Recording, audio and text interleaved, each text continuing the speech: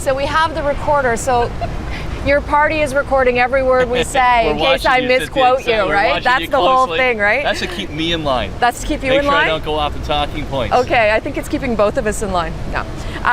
As I was explaining, we're running this uncut on our website. Yeah. So this is our interview with Conservative leader Tim Hudak today. Tim Hudak Unplugged. Tim Hudak Unplugged.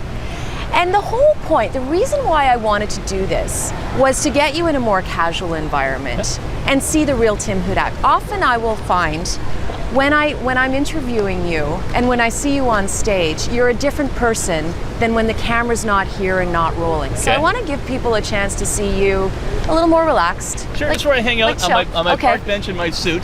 Yeah, with security guards around us.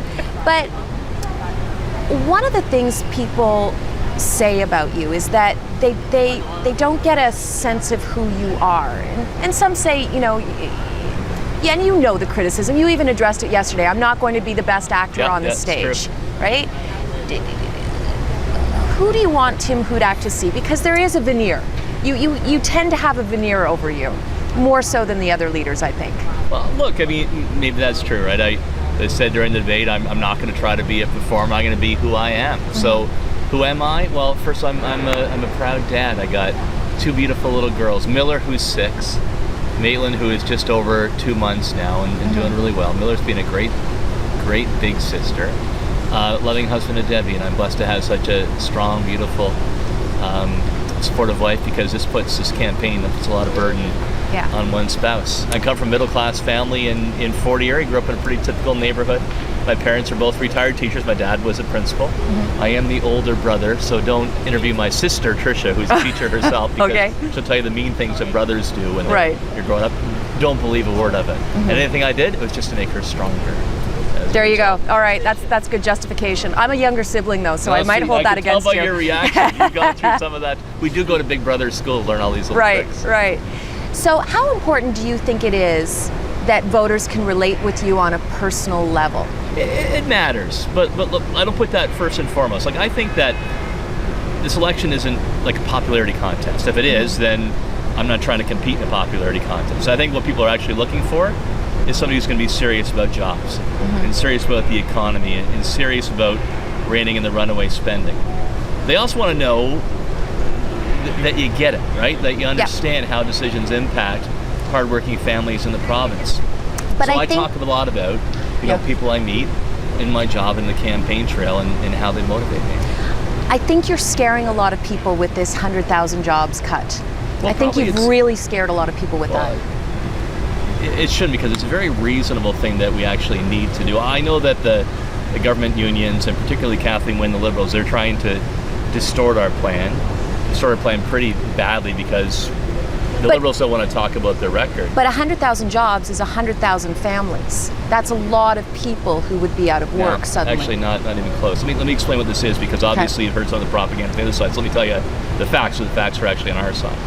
First, we actually have to reduce spending in the province because we're deep in debt. Mm-hmm. So just like if you ran up a big credit card bill at home, you can't pay off a credit card bill by spending more. That. So how do you actually spend less? Well, you do so in a thoughtful, practical, and compassionate way.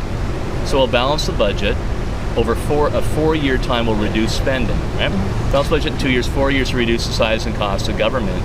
Over those 4 years, we will move government from 1.2 million. Mm-hmm. It's a lot of people right now on the government payroll. I bet you didn't know it was that big. It's up 300,000. Lower it to 1.1 million. How do you do that? Well, the vast majority is actually going to be through attrition. Well, how much? How many jobs would be lost through attrition versus pink slips? The vast majority. Can I pick a number out of the air? No, because people will make their individual decisions. But I'll tell you this. On average, anywhere from 5 to 9% of people retire or leave public service in our province. So if you've got 1.2 million, you're looking at anywhere from 200,000 to almost 400,000 who will retire in a 4-year period. You don't need to backfill all of those jobs. So the vast majority come through that. Here's the second area that I'm talking about. There's some businesses the government does not have to be in. For example, does the government have to run cafeterias in our hospitals, in our prisons? Or can somebody from the private sector do that with the government regulating it? Another example, GO trains are currently contracted out to Bombardier. The Liberals did that, I agree with it. I think it's a strength in our system. GO buses are still government run. So So if that were contracted out, at better price and better quality, they still have their jobs. They still go to work the same day. They still wear the same uniforms. They're just no longer on the government payroll. But I'll be very direct with folks too. Cynthia, there are government bureaucracies, middle management that's milking the system that we simply don't need anymore. Give me an example. Drive clean. There's a classic example. The program had its day in the 90s, but now we make you, when's your birthday? November. November what? 22nd. On November 1st. So you're not a Scorpio like me then. I'm right on the just cusp. outside. Yeah. So November 22nd, they're going to make you go through a tax and a hassle just to keep the bureaucrats employed. How much does that cost the taxpayer? I forget how many millions and millions that is, but this if you scrap the program. Yeah, I don't remember off the top of my head what it is, but it's a case in point of a bureaucracy that the other two want to keep going, just keep bureaucrats employed. I think that's wrong. Ontario Power Authority, here's another one. It's ballooned from 12 bureaucrats to 240. 84 making $100,000 a year more. Let's talk about the leaders' debate. How did you think you did last night? I felt great about it. You know, it was my chance to look through, you know, the TVs at home or talk to the radios about my plan to create jobs. Yeah, and you've been declared. Means. You've been unofficially declared the winner by many camps. They say that you did the best. Yeah, but how's Cynthia Mulligan? That's more important, Judge. What did she have to say about it? I thought you came across strong, but I thought you got off easy. I thought you got off easy, and I'm surprised that you weren't grilled more about Tim Hudak's math on your platform. And I've got an article here by John Moffat, who is an economist, Mike Moffat, I'm sorry, who really slams your plan. And even in his opening, he says, I was hoping the release of the Million Jobs Plan would be a boost to your campaign. But here are some quotes. Elementary school math error in analysis. It's an absolute disaster. The entire plan needs to be redrafted. Yeah. Is your pillar of your entire campaign based on a mathematical error? Of course not. I like Mike, but he's wrong. And I wish I'd brought my National Post with me from yesterday because Philip Cross.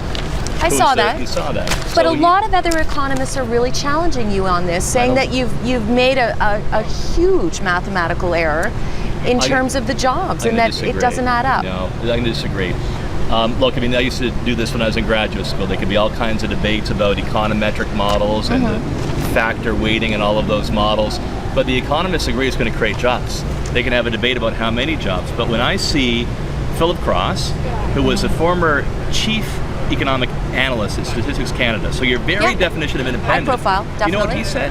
He said Hudak's plan is going to create jobs. In fact, he said it's going to create more jobs than Tim Hudak is saying. When Jack Mintz, probably the foremost authority on tax policy in Canada, says the reduction in taxes on job creators is going to create 82,000 jobs alone, I'm confident my numbers are right, and I'm confident lower taxes create jobs, and so does more affordable energy. But what about many prominent economists saying that you've made an elementary school math error and that you've confused person years with jobs? They're wrong, and the prominent economists who say I'm right, well, it seems right. like one is supporting you and the majority are against you on this. I think that's a very significant misread. From Jack Mintz to Cross to Zeiker to the Calgary School of Public Policy to the C.D. Howe Institute, I mean, the weight of evidence is in that lower taxes create jobs. Higher taxes chase jobs away. More affordable energy means that industry can hire again. People have money in their pocket to spend, and that'll create jobs. Like, the weight of economic evidence is clear. And you know what there's no debate about?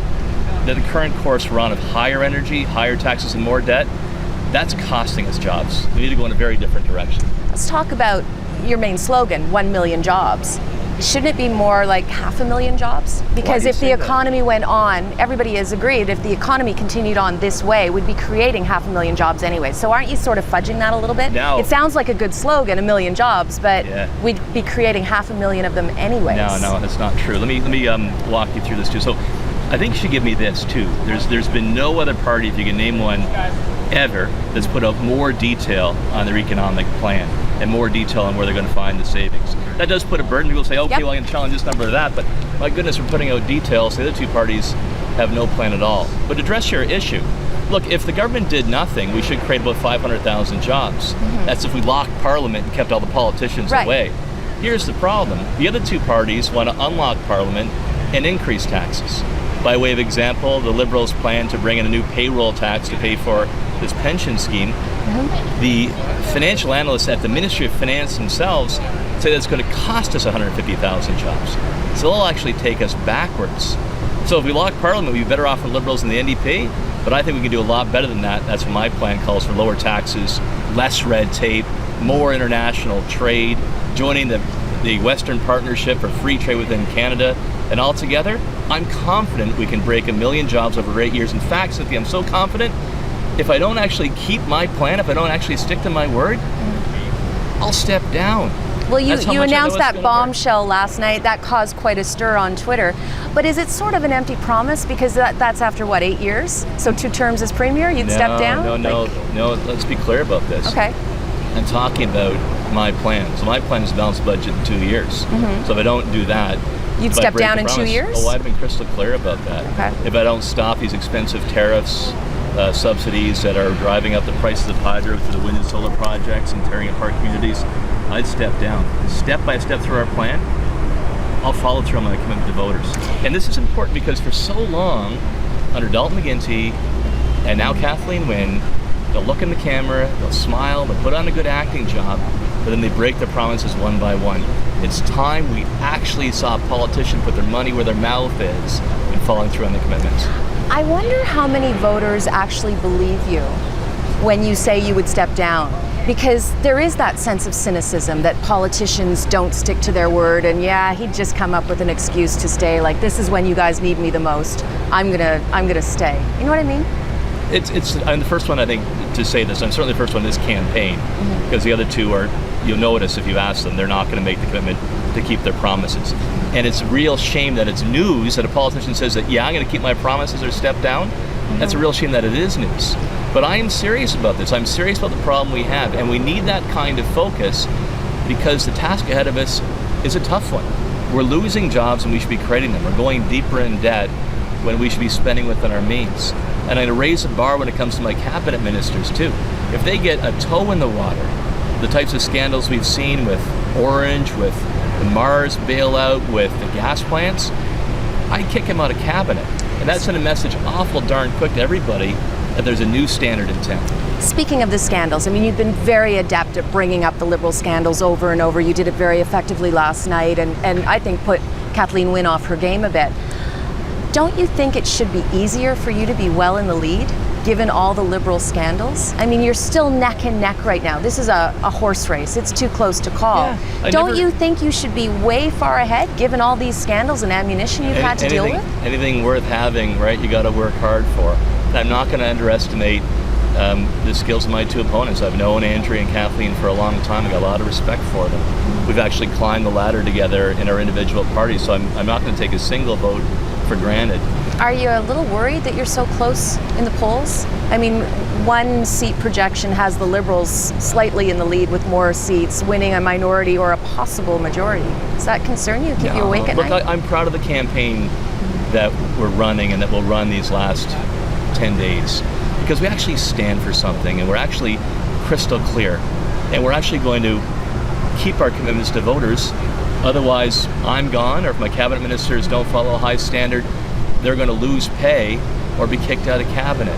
Like, this is an exciting new development in politics. So every day, Cynthia, I kiss my daughters goodbye in the morning. They're usually sleeping when I walk out that door when I come home at night. But I feel proud of what we stand for. I feel it's clear where we stand. I'm leaving everything on the ice because I believe in my plan. I know it's going to work, and I love fighting for it each and every day. What is it like being up against opponents, two women that you just said you've known for a long time? It reminds me of that Bugs Bunny series, you know, with the sheepdog and Wile E. Coyote. And which one am I? Well, no, it's not even so much that, but in the mornings they're all nice, and then okay. You know, they clock in and then they fight all day and then they clock out and they're like, "Night, Sam." You know what I mean? Is that? I love those ones, by the way. They still show those cartoons? Sometimes, but is that what it's like? Sometimes? I don't know whether I want to be the dog or the coyote. You know what? Sometimes because of the way the legislature is, you're right.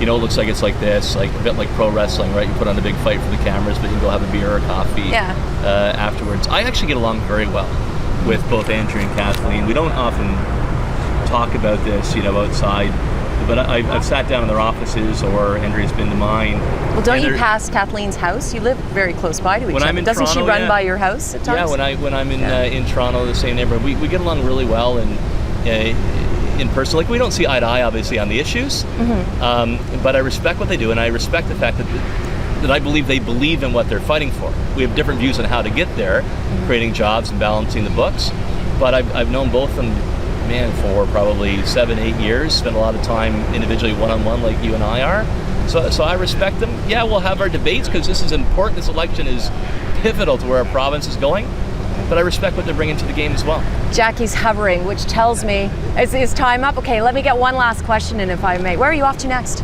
I don't know. They're running me around. How many hands do you think you've shaken in the past couple of weeks? And how many babies have I kissed? Yeah. How many of those babies wanted to be kissed by me to begin with? I don't know. So we had the debate last night, and then we went out and had a beer with some of the team, and then Deb and I actually got some nice private time together, which was good. No babies crying, no babies trying to stay up late. And then I hit the trail early this morning out in Ajax at a town hall. I've done a number of interviews in the Toronto area, and then I'm flying to Ottawa because I'm doing a town hall in Ottawa tonight. I think it's 7 o'clock.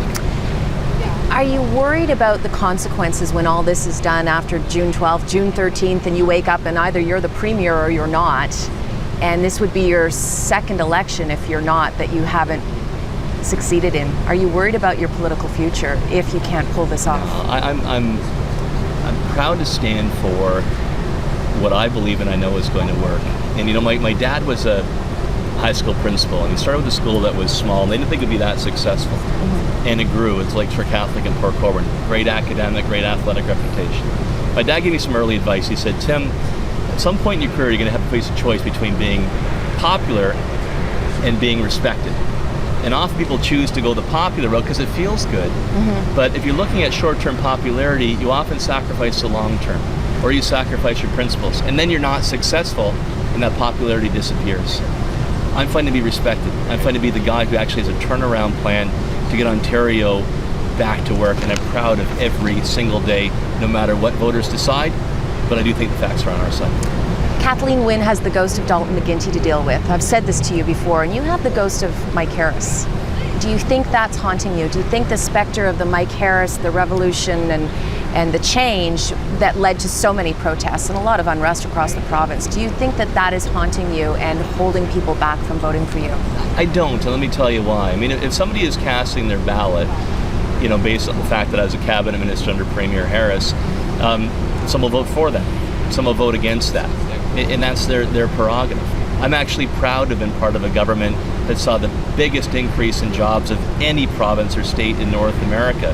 I'm not going to run from that. People want to vote based on that. That's their choice, and some may.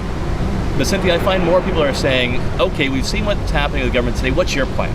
What are you going to do to make sure my daughter, who went to U of T or Ryerson, who got her degree, she did everything she was supposed to do, but she's still home on the couch because there's no jobs? What are you going to do to get my husband or wife a job, who lost it in the factory and now is trying to scrape by on a minimum wage job? They want to know what I'm going to do. And that's why I talk every day about my optimistic plan to get people back to work in our province. But you'd lose that 30% reduction in tuition for university and college. A lot of people rely on that. I understand that, right? Look, the problem is we're out of money. The money's run out. And there are programs that have merit. I get that. But we're now in an era where we have to decide not if a program's good or bad, it's what can we afford. And if I want to protect the things that are really dear to all of us, emergency room care, helping out special needs kids, ensuring that our parents and grandparents can get good home care to keep them in their own home, we've got to make some tough decisions now so we can protect and then improve the things that are most important to all of us. Tim Hudak, I know Jackie's giving me the wrap. There we go.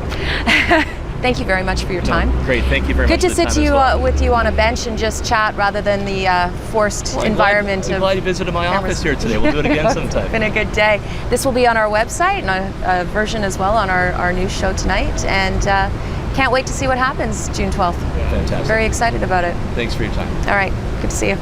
All the best.